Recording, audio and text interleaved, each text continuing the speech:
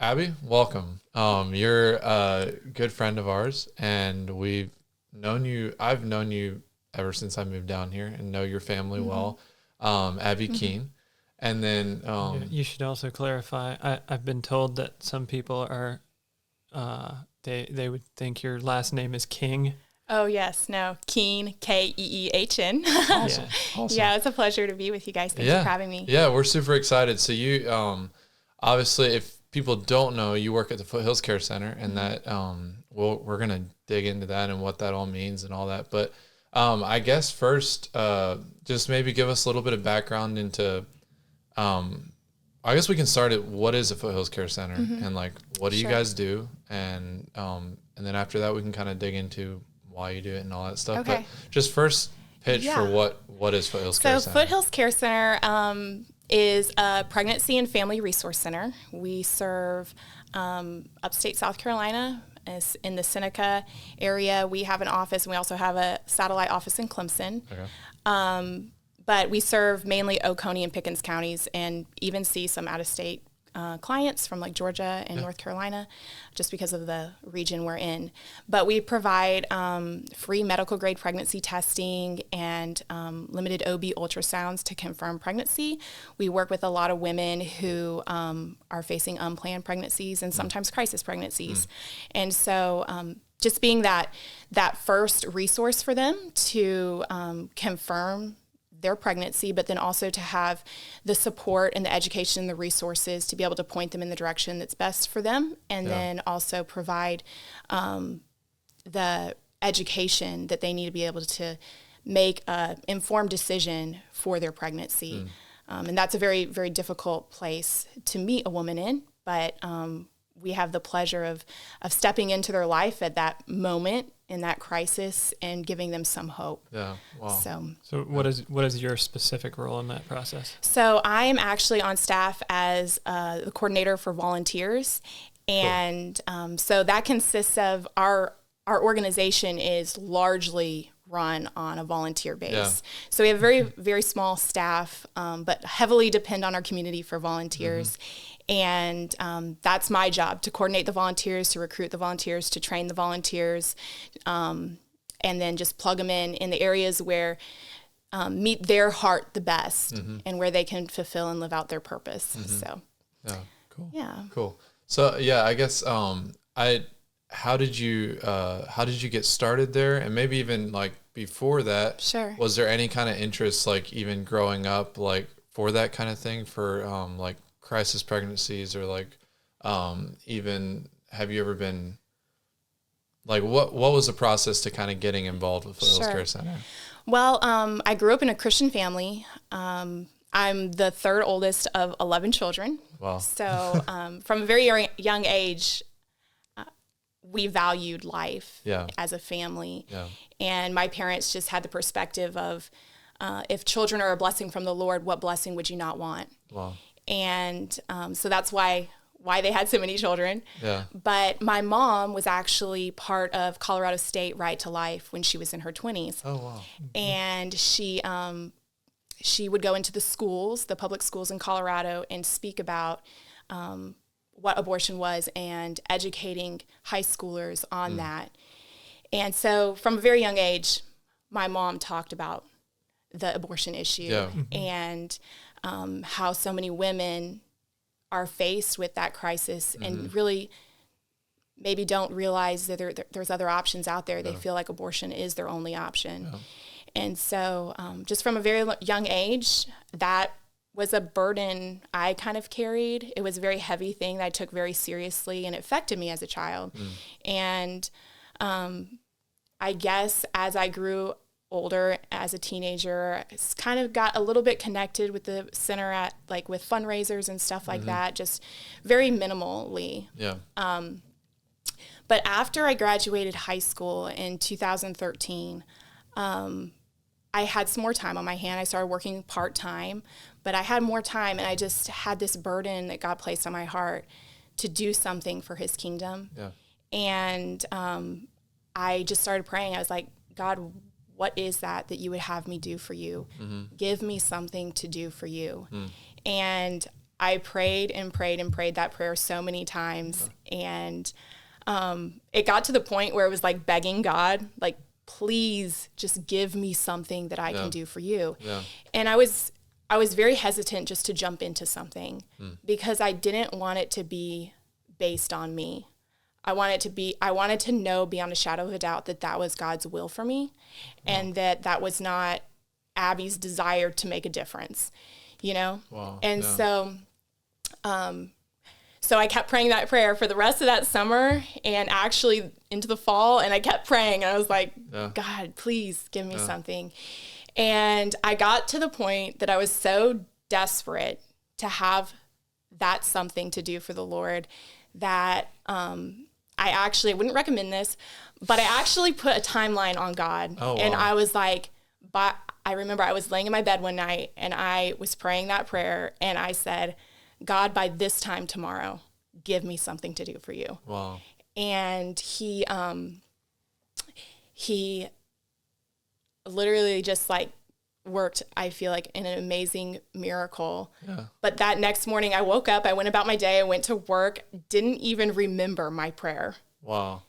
Came home from work that day and my mom met me and she said, hey, I just received a call from Monica who works at the Pregnancy Care Center and she was a family friend and she's wanting you to volunteer.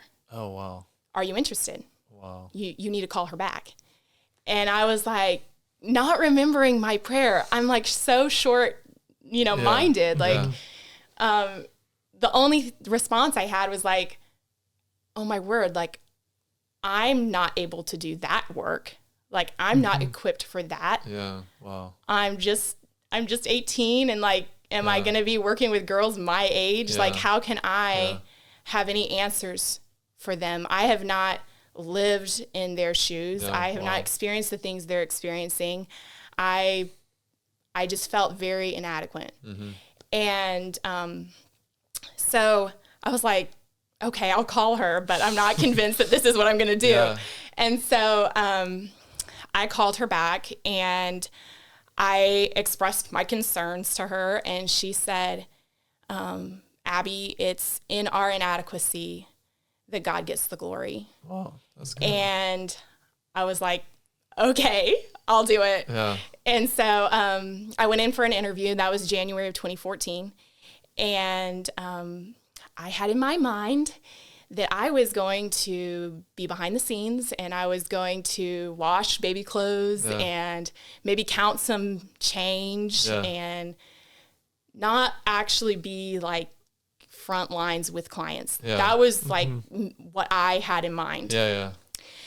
But when I got in there, Monica was like, okay, Abby, well, here, all of our volunteers have to be willing to serve where they're most needed. Oh, wow. And we need you at the front desk answering phones. And so I was like, oh no. Like this pushed right into the front lines. Pushed right into the front. Wow. And I was like, everything in me was like, no. I was terrified of the phone. Like, I was so scared. I was like, what am I going to find on the other side of that line? Yeah. Like, what if someone calls and they're in crisis and it depends on me, the person answering the phone, whether that baby lives or dies? Yeah. And I was just like, I don't think I can do this. Yeah. But I kept remembering, what she said, like, it's in our inadequacy that God gets the glory, trust in the Lord. And so for me, it was like a really big leap of faith to step into that. But that's how I got involved. Yeah. Oh, wow. So, yeah. Yeah. So about like how much time these days are you spending there in a week? So I spend 4 days a week there. Yeah. So I was a volunteer for 5 years. I started as a receptionist, answering the phones, scheduling appointments, greeting the clients. And it wasn't long after doing that I was like, I can do this for the rest of my life. Oh, that's cool. Like this is where it's at. Yeah, that's cool. And it was just so fulfilling and to be able to make a difference in the lives of these women. Yeah. Being pro-life is not just about saving babies' lives. Wow. It's it's about transforming the lives of their moms, of their dads, of other family members who are involved in coming through the door. And that was an amazing blessing. And I was like, I just want to do this all the time. Yeah. But that door wasn't open. I mean, the options to be on staff were very limited because they have such a small team. And so I just was volunteering. I started volunteering 2 days a week in the afternoons, kept answering phones and doing like data entry and paperwork and stuff like that in the office. And then in 2018, end of 2018 in the fall, I took a position in the accounting department of Foothills. So I started doing a lot of like the income and donations and tracking all that stuff. And that wasn't really like my heart, but God used it in my life to grow me in a lot of ways. It wasn't with the people. I love people. And so that was a little bit of a struggle for me to step away from the part where I felt like I was so invested with people, but I was so excited just to finally be on staff so I could be like really like part of the team. But so then I did that for 2 years. And then in 2020, that's when I was hired on as the volunteer coordinator. Awesome. And I'm there 4 days a week. So oh, that's awesome. Yeah. I love that. Your wording, I forget how you worded it. It was our inadequacies. How do you say that? It's in our inadequacies is when God gets the glory. Yeah, that's awesome. Because even like you were saying, like when you were first trying to find that thing that, like what God had for you and what you could do for him, you didn't want it to be something that like puffing yourself up and being like, I'm going to go do this great thing. Right. Instead, you were like, I want God to show me like what he wants from me. And it's in that, like, he pointed you to something that you're like, I can't do this. Like, this is not for me. And it showed, I think that brings you to the point where you're like, I'm doing this for God because I know this is not what I do. And then through that, God kind of shapes us and uses us even though we feel like that's not what we're supposed to be doing. Yeah, and even the part of like, so, you know, you have this idea that you want to do something for God, and even just seeing the way he uses waiting sometimes. Absolutely. That was so hard. I'm guessing if you didn't have that waiting period, you probably wouldn't have been ready even to go into it. Like if you'd have gotten that phone call right away, you may have passed and gone somewhere else. Yeah. And then even getting a position where you're thrown into the front lines instead of being, I guess it was a few years later, you got the opportunity to do the back end stuff that you might have wanted to originally. Yeah. Just seeing some of God's timing in that and the way he prepares your heart for what he has for you, even before working through your parents, where your mom came from, and some of that. It's God's timing is always perfect, and it's fun when you get to see into that a little bit. Like we can't always explain it, but it is fun when he lets you see a little bit of that in hindsight. Yeah, and the thing, like one of the things that kind of has just stuck with me or I've learned over the years is that God's dreams for us are so much better than the dreams we dream for ourselves. Wow. Yeah. And I've seen that because after graduating high school, like I had dreams and things that like, okay, what are something like accomplishments, things that I need to do in life. There's pressure from the culture, you know, go get a degree, go to college, like, you know, make a better life for yourself, a better name for yourself. And yet when you set those things aside and you open your life to what God has for you, it's amazing how like he blows it away. Yeah, you're like, cool. I could never have created this on my own. Yeah. You know? Yeah. Oh yeah. I totally, that's awesome. And it's that stuff you don't really realize, like what Randall said, you don't realize it until 10 years later and you look back and you're like, I'm so glad he put that in front of me and that I didn't chase my own thing because I would have missed his. Exactly. Yeah. And that's awesome. it's sometimes hard for us to get it through our head because we're like, no, we can do this on our own. Like we can make a name for ourselves. We can do stuff, but it's like God has a plan and a will for us. Like take heed to that and like listen to that and pursue that. And that's cool. Cause like you said, there was those parts where you're like thrown into stuff you weren't comfortable with. Yep. And then you were also put into stuff you're like, like even if they gave you the job to do like all the back end stuff, you could have said like, you know what? No, I'm good. Like I'll do something else. But instead you did that and you did it faithfully and you just continue to pursue that. And that says a lot too about just seeking after God's will, even if it doesn't quite make sense. And yeah, I love that. And what kind of like goes along with that is like, there's a picture there that God has used that because I had 2 years to study with an accountant there at Foothills Care Center. Oh, yeah. And it equipped me with skills that I now use for my family's company business. Oh, wow. And I run like the financial side of things and the bookkeeping and all of that.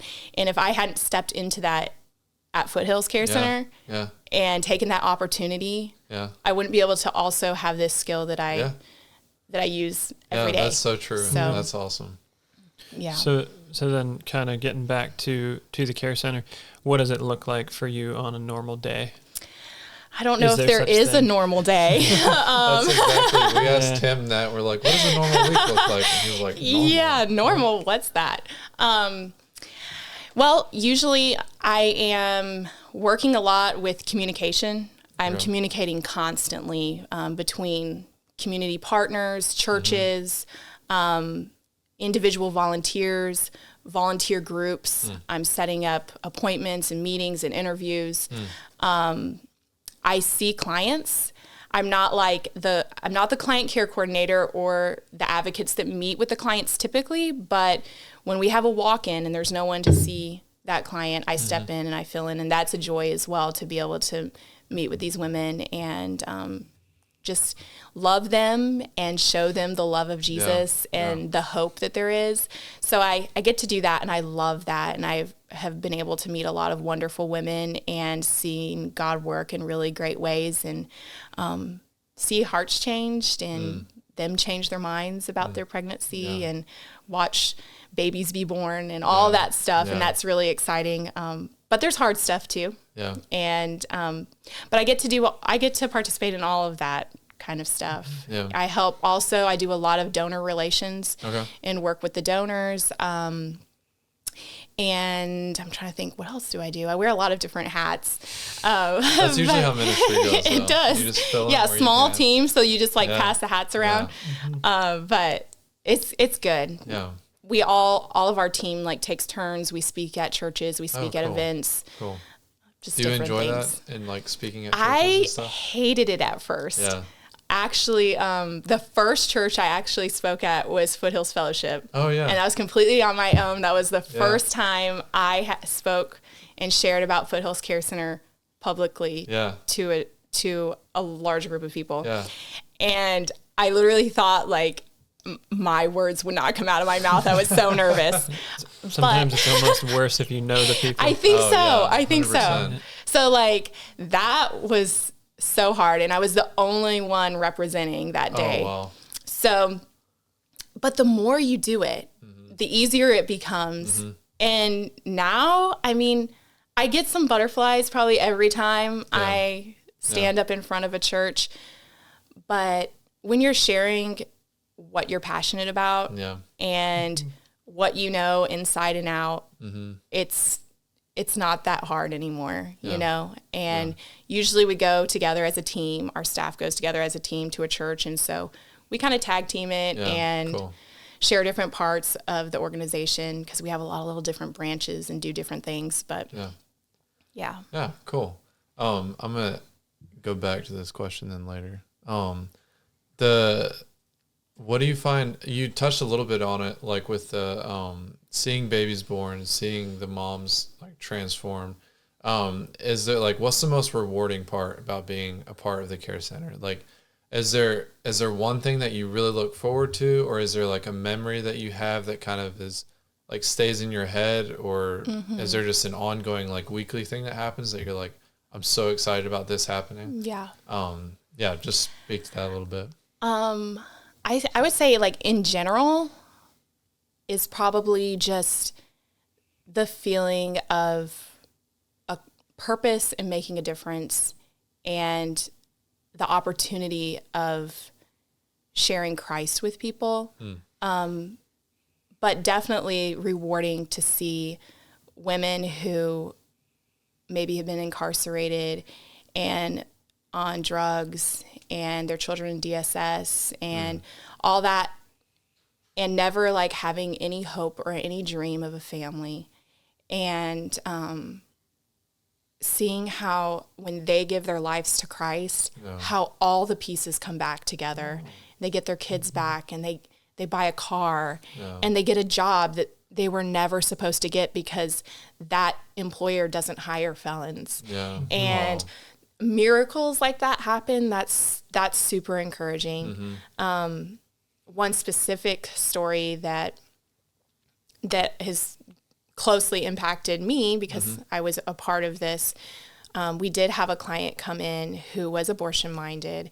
She was not, she was in a place where she was financially unstable. She was struggling just to care for herself. She had a young child that was already being cared for by another family member.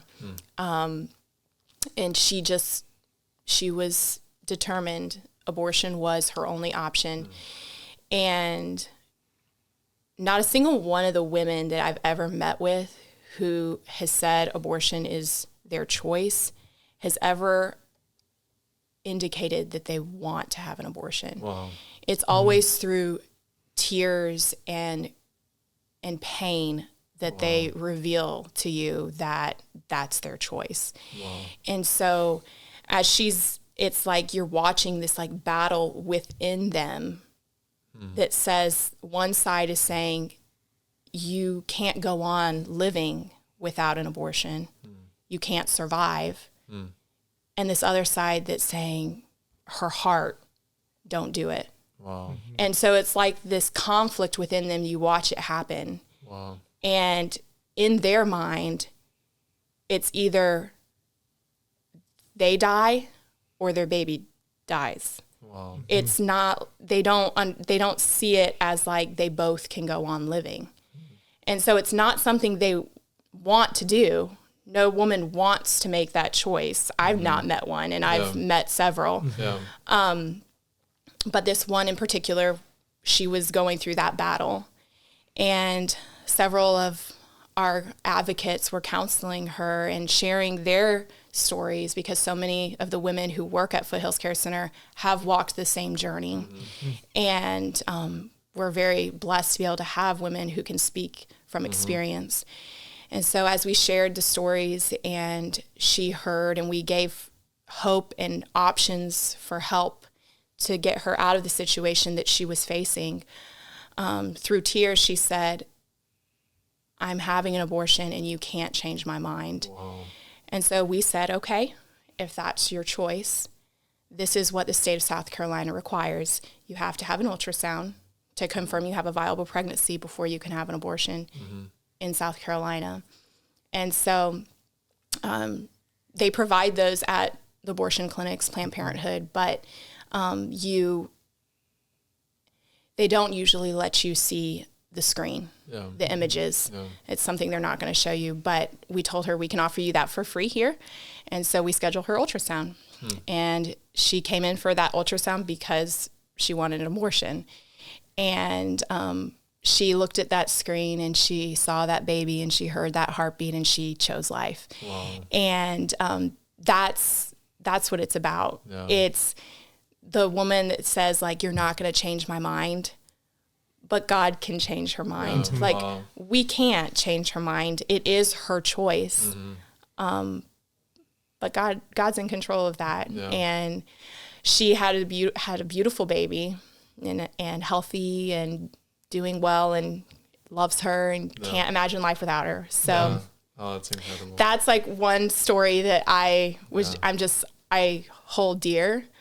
But yeah, because it, like, that story is not even like you guys just like going after her again and again and again, and like there wasn't like nagging, and there wasn't like all that what people might normally associate with like pregnancy centers or care centers. It like the approach is instead like we're gonna leave it up to God to take control of the situation, and that's cool the way that, and you saw it play out in front of you, and that like I got goosebumps listening to that story. It's like what makes a someone in that situation who is already looking at abortion as the option, what makes them go to you or to Foothills typically Care Center? Because they need a pregnancy test.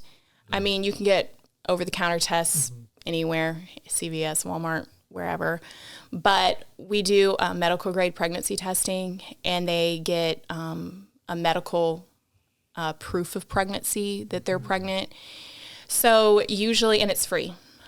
All our services are free. So typically when a young woman's like thinks they might be pregnant, that's the first thing they get on Google and start searching, like, where can I get a pregnancy test? And so that's why they usually come to us. We do have women who come to us after their baby's born or maybe further in their pregnancy, and they've already chosen to carry the baby to term and chosen to parent, but they desperately need support. And so that's another draw is we provide material support, diapers and wipes and formula and baby clothes and car seats and pack and plays and you name it. Like we provide so much. And so we tell women we're here to support you, and that includes emotionally, spiritually, but also physically. You know, it's one thing to say, you know, choose life and then not do anything to help that mom who does choose life. So true. And so that's a big draw for a lot of women. The emotional and the physical needs are very tied together. You can't care for a person without one or the other. That's right. That's why a lot of like the what we call options counseling that we do with the women to help them process what they're going through is really look at the root cause of why they're in a crisis pregnancy. Because the pregnancy isn't necessarily a bad thing. Pregnancy is not a bad thing. It's what caused the unplanned pregnancy. What's underlying, you know, a lot of times there's unhealthy relationships and things like that are there that we can help work through with them. So and I that's one thing that I think is so commendable about the Foothills Care Center and like what you guys do is that I think a lot of the pro-life movement gets a bad rep because on the flip side of that, and I've heard people that I know that are like very like they're like abortion is a good thing, and it hurts, but then like the part of it that makes it make sense for them is that who's caring for all these people then? It's like no one's stepping in when they need the help with these kids, and like we're all telling them pro-life, but then as soon as they have their baby, they're on their own. But I think that's incredible what you guys do, and you take that step further, and you're like, we're committing to you because you've committed to your child, and that shows tremendously that there is that care for the child, but then like you said, it's the care for their family and their the mom, the dad, and I think that's such a cool thing. And one of the things, like we say, is like being pro-life is so much more than being pro-birth. And that's why we're here for women through their pregnancy, after their pregnancy. I mean, we have programs they can walk through as long as they want to be involved. Usually we set them up for appointments every other week, so we stay in touch with them through their entire pregnancy if that's what they want. And then after the baby comes, we do parenting education classes with them and equip them to be a parent. Wow, that's incredible. Yeah, we provide birthing classes and lactation classes that are actually led by medical professionals in our area. We have resident doctors who come in and teach those things. And it's amazing what a community can do when they come together to help and support people that are in need or in a tough situation. So and that's incredible, because like all that's top level like education and resources. Like some of these classes are like $80 if you have to go sign up at the hospital or something, but they're free through Foothills Care Center. Yeah, so. And it also, like, you guys are in a great location, like downtown Seneca. Like most people can probably just walk there. Yeah. And the bus stop is right across the street, so a lot of people can ride the bus. Yeah. So it's just the convenience of it, the care that's shown is just, the combination of that is incredible, and it's so cool that from support of the community, and then also just the hard work and dedication to the cause on y'all's end is incredible. And it's cool to see that it's like we're not going to make excuses. We're going to go out there and we're going to help prevent the death of babies, and we're going to help prevent the separation of families and all that. Yeah. And it's so much more too than just like prevent the abortion. Yes, we are all about preventing the abortion for the baby's sake, but also for the mom's sake. Yeah. Because statistics show women who have an abortion have an increase in depression, anxiety, suicide. It's just exponentially grows. Yeah. And so the trauma that a woman goes through when she has an abortion is something that is not spoken about in our culture. Yeah. And that's something that we also provide at Foothills Care Center is healing from past abortion. So we have a post-abortion recovery group that meets, and women come together, and there's a facilitator, and they share, because they all carry that same trauma, that same regret and pain, and there's healing there, and there's freedom in Christ, and there's forgiveness. And what's sad is that so many women carry that burden for years and years, and sometimes a lifetime, and never find healing. 1 in 4 women have had an abortion by the age of 45. So it's a substantial number of women who are suffering, and mostly in silence. And so Foothills Care Center, we're all about saving babies, but we want to save women too from that type of suffering and help them find healing if that is something in their past. And we also do healing from sexual past, because so many of these women have had either just promiscuous lifestyles in the past or abuse. And sometimes those go hand in hand. Usually they do. So that's another one of our recovery programs that we do. And it walks women through, breaking maybe some of those soul ties or some of that stuff that they've carried for a lifetime, and finding healing and freedom in Christ. Yeah. Wow. So we're in a fairly conservative state, but do you meet a lot of resistance, and how do you handle it if you do? Yeah, some, not much, because as a pregnancy resource center, we are not really political. We're a nonprofit organization, so we're not political. We kind of stay out of the political arena. We are pro-life, but we kind of stay out of like that side of things. Yeah. Now, I personally have gone and participated in political events. Last fall, they had I don't know if you paid attention, but the Senate had to vote on a bill that would protect up to 98% of unborn life. It was like the biggest pro-life bill that like our state has ever seen. And so I went down to Columbia with some friends, and we just held signs and like encouraged our senators to vote to pass that.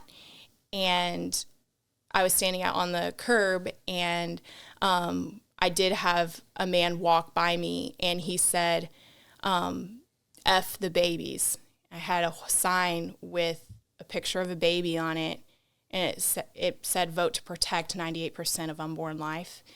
And he literally said that to me. And the thing that shocked me was not the profanity that he used, but it was the fact that he acknowledged that they were babies. And so that in our culture is no longer a question whether unborn life is life, is human life. Not to those who are honest with themselves, or it's the question, not. really. Yeah. So, I mean, especially with like modern medical technology and everything, it's pretty obvious that life, it's very obvious that life starts at conception, human life starts at conception. So most people don't argue that point anymore. They argue, when does personhood begin? And so that was kind of shocking to me. That was some resistance I felt at that point. But typically I try not to engage in that because I'm coming from a place of love, and Jesus calls us to love everybody, no matter the differences in views. And so I'm coming from that place. I have had people fill out volunteer applications who are actually pro-choice. So I call them in for a volunteer interview, and she thinks that she's signing up to like volunteer at Planned Parenthood, and I'm like, surprise! This is what we stand for, and this is who we are. But very respectfully, explain that to her after I listened to her beliefs and why she's passionate about women's reproductive health and like all those things. And what's interesting is I feel like there's a lot more common ground that people realize. Like so many pro-choice people genuinely want to help women. It's a genuine desire to help them. And the pro-choice and pro-life people have that same in common. Like pro-life people genuinely want to help women. The difference is there is not recognizing that there's that second life that also has rights, and that a person's right to choose what to do with their own body should not supersede another person's right to live. And but that's kind of how I've handled that in the past. Just respect, listening to what they have to say, listening and hearing their beliefs out, and then speaking mine in a way that is loving and respectful. But I like what you said about like just right off the bat that the Foothills Care Center isn't like politically minded, and I think it's almost kind of a cop out for some Christian believers that were like, we can just go vote on the right bills and we can go do all that stuff, and then abortion will be taken care of. But it's like, it's not that easy. It's like you're taking the next step, and you're like, we're actually putting boots on the ground, and we're actually we're gonna help solve this problem, and like we're doing it in a person-to-person way. And I think that's the solution to so many things like that's wrong with our culture. Is there's a lot of this. Whoops. I don't know why that started playing. Alex can cut that out. Anyway, so there's it seems like a lot of our answers as American Christians is that we just want to vote things away, or instead of actually like doing the work ourselves and like meeting person to person and meeting people's needs and all that. And I think that the Care Center's approach to that and the holistic approach is like we're helping all parties involved. And that's way more powerful than anything you guys could like gather voting for something. Like that. And like even what you're talking about as far as loving people, I think when you get too politically minded, the point of political commentary a lot of times is to show you the worst of the other side. And you start to believe that everybody who doesn't believe just like you, like it gets really tribal. And you see all the worst in humanity and the worst of the other side. And you miss the human element of it, where it is a person. And there's not that you can just blame everything on their background or whatever, but being able to recognize that if it wasn't for the grace of God, you may be in a similar situation. And sometimes people just need to know that our side of the issue, that's also human beings, and showing a little bit of care for somebody goes a long way in breaking down the barriers that are put up by a political society and a tribal society. That's very true. Yeah. Yeah. Awesome. I love all that. So I guess a little bit of a transition away from like the sides is just, I guess, general advice to someone who is either looking to get involved somewhere, but even like specifically the care center, because you guys are probably always needing help. Yeah. And maybe just talk a little bit. Like, I honestly don't think it's a problem if you just plug in like how to get involved at care center instead of just abroad. I'd say do it specific to the care center. Like, what are your biggest needs? How can people support you guys? Sure. And how like, do they get a hold of you? Yeah, absolutely. So, there's so many different ways to get involved with us. One of the ways is become a volunteer. I'm always like tooting that horn because I'm the volunteer coordinator. But you can become a volunteer, and those options for volunteering are you can be one-on-one advocate with clients. If you have a heart to minister to women directly, you can do that by being an advocate, and that usually looks like committing a few hours of your week, same few hours every week, so you're consistently building relationships with the same women. Or men can also do that. We also have a men's mentorship program that reaches out to the dads, and that looks a little bit more flexible because we don't have men as actively coming in our doors. So we usually just have a men's group that's on a group text, and we have a guy that we know is coming in. We send a text out to our men's mentors and say who can be here at this time, and then someone signs up. So there's options for men to get involved in that area as well. We have opportunities for office support. If you like to answer phones and just do like that support side of things, that's an opportunity. We have opportunities in our baby boutique, sorting donations, washing clothes, just helping behind the scenes. But that's also fun because you do get to interact with moms as well. You get to help them shop, bag up their clothes, and just get to know them and be friendly to them and build relationships and things like that. There's also outreach opportunities. If you're just like really outgoing and you want to hit Clemson campus, we have some volunteers who just love going and talking to students. So they'll grab a bunch of our flyers and go down to Clemson and post flyers up everywhere, hand out brochures to students.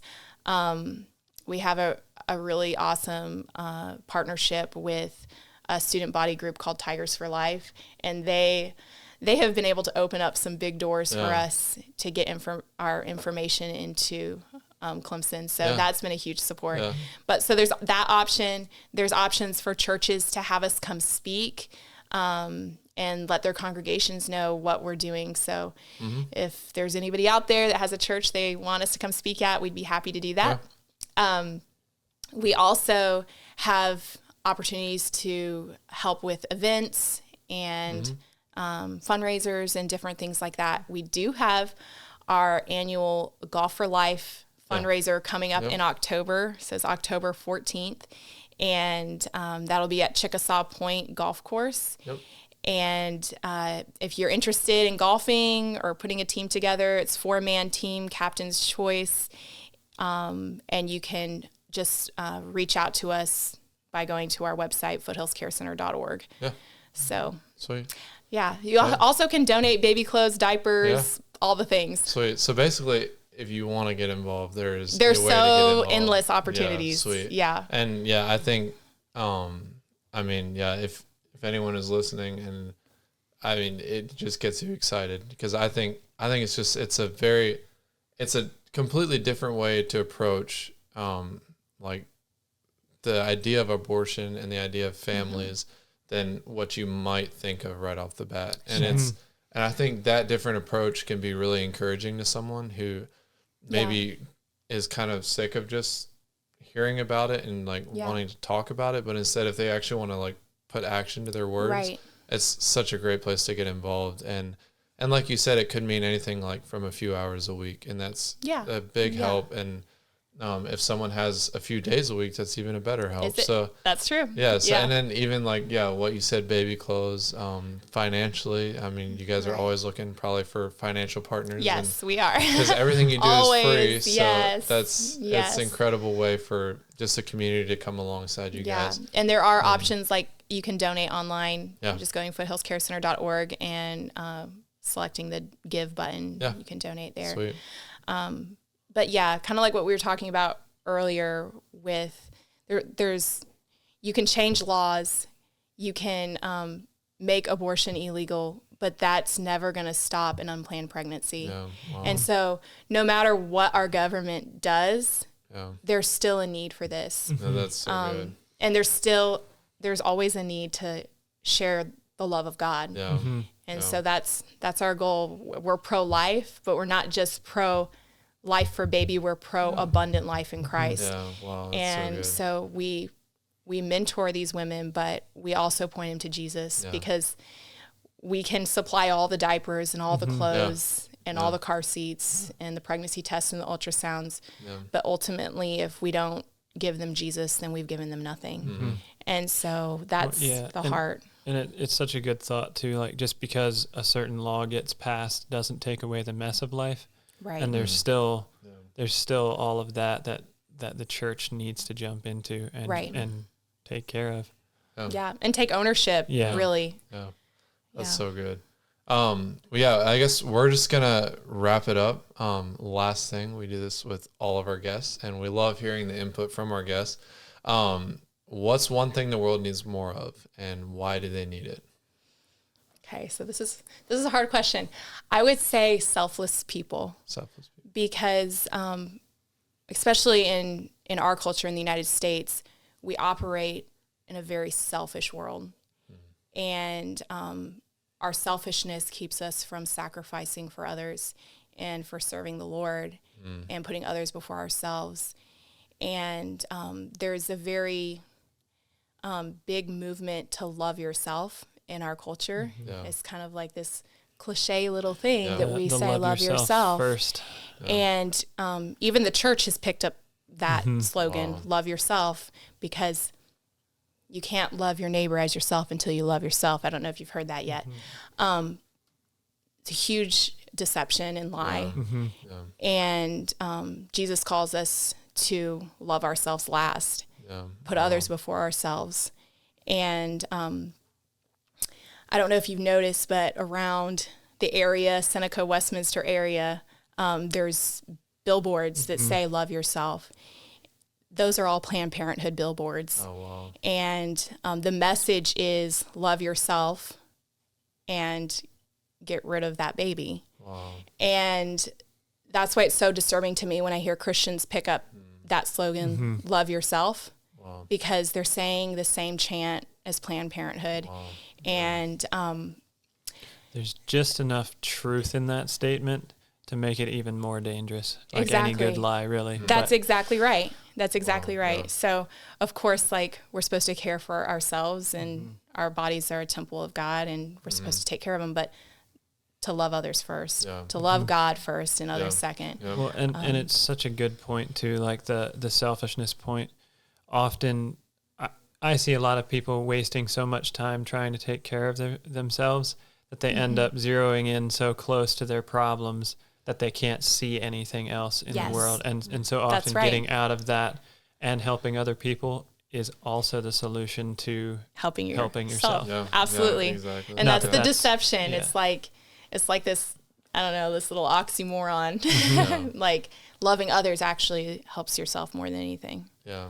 But that's so good. Selflessness. Selflessness. Yeah, and that goes so much into like what we've been discussing this whole podcast, even just with the goal of the care center to take care of these people, to love these people that are like you said, a lot of this is just decisions that are maybe even they feel like they're out of their control. Right. That like they might not want to do this, but they just need someone to help them out, and they need someone to be selfless and to show them love. Right, and exactly. That's what Care Center does so well at doing. And so I know I'm thankful for what you guys do in the community, and I know a lot of people in the community that know what you guys do. It's much appreciated. And I feel like we're very blessed in Oconee County to have something like this. Oh, thank you.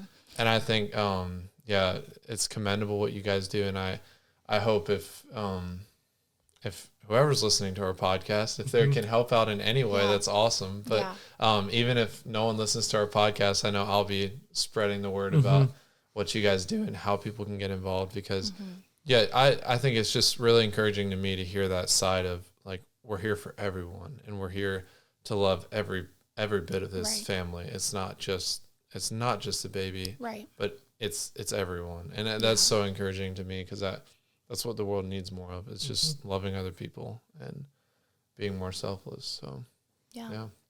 I think, do you have anything in closing? I don't think so. I just appreciate you guys supporting the cause and having me on and giving me a platform to be able to share some of the stuff that we do and the heart of our mission. So I appreciate that. Well, we love talking to awesome people in Oconee County and the upstate. That's why we're doing this, and we love meeting people that are doing awesome things, and we want the world and getting to the word out there, because sometimes it feels like, or if you're not out there and you don't see those things, it can feel like there's nothing good happening, right? And and you're just kind of alone, right? So, thanks so much for coming on, talking with us, it's getting been a pleasure. us excited, and thank you. I think that's a wrap. So, Alex.